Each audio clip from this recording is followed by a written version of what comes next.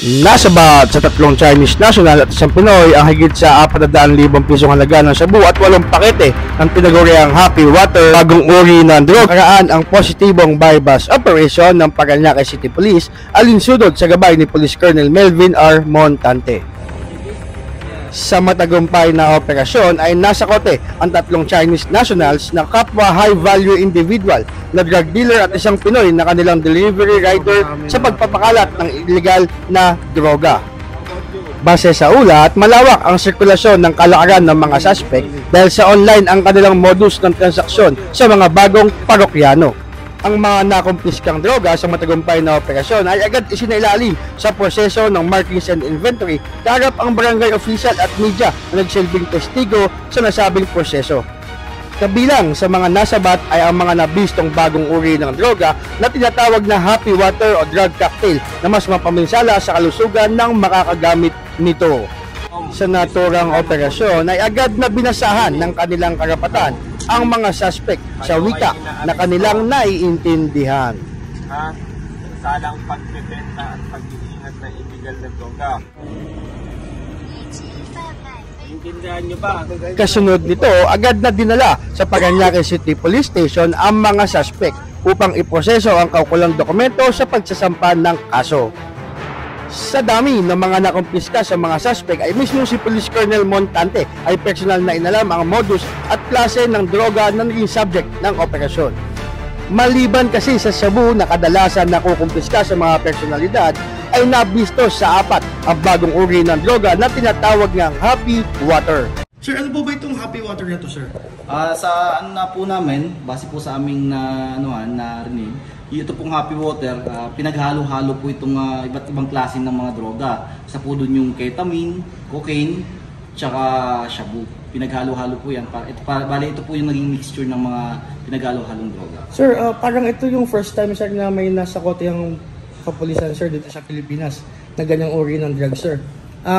Ito po ba, sir, sinisindihan o inahalo, sir? Paano po ba, sir, para maging aware yung base sa pagtatanong namin sa mga suspect na napagbilhan namin ng gamot na yon, na pinagbabawal na gamot na yon, itong Happy Water daw na ito ay hinahalo sa inumin, iniinom, at yun na yung magiging effect nun. Kung ano rin ang effect ng gamot na pinaghalo-halo. Most common na pinagdideliveran nila ng gamot po na ito, yung mga nightclubs.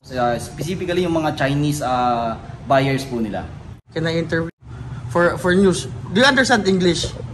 Also, hindi. Daw, sir? Hindi. Ako, ang Tagalog pala. How long have you been using? How about the two of them?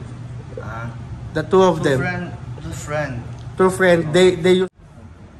Paano kwento, kuya? Kami po yung magkakontak, tapos ito po kakontakan namin. So yung ba yun? Rider ka. Sinong kumukuha ng droga? Siya. Siya ang nagdi-dispose dito sa dalawa. Anong klaseng drugs yun? Alam mo yun? Hindi ko po alam eh. Laman yun eh. Ha? Napadeliver lang po. Gumagamit ka, kuya? Hindi po. Hindi. Ano lang, trabaho lang talaga? Ako trabaho lang. Gano'n mo na katagal ka kalala itong nasa gitna? Ilang buwan pa lang po. Magkano kinikita mo sa lakad mo? Iba-iba po kasi. Minsan 700, minsan 1,000. Malapit 700. Sa isang deliver? Opo. Ano ba yan? Ano ka? Delivery rider talaga? Yes po. Yun, dali ka, kasama ng 3 tsekwa. Anong pakiramdam mo? Wala po, nalulungkot sa sarili.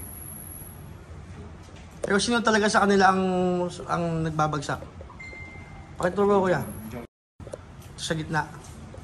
Salamat, kuya. Awareness, sir. Lalo na para sa mga kabataan, sir, ang delikado lalo na, sir. Yes po, yung panawagan po natin sa ating mga kabataan, maging mapagmatsyag po at maging conscious at maging security aware po sa lahat ng kanilang mga pinupuntahan at mga iniinom, kasi hindi po natin alam, baka may isang instance na mapunta sila sa isang event na mapapainom sila ng ganito, kasi po itong klase ng drugs na ito ay hindi basta-basta natin trace agad. So madali lang po itong ihalo sa kung anong inumin po. Mag-ingat, sir. Opo. Lalo na sa mga magiging kasama, sir. Yes po. Sir, salamat po. Thank you very much. Congratulations, sir. Mabuhay.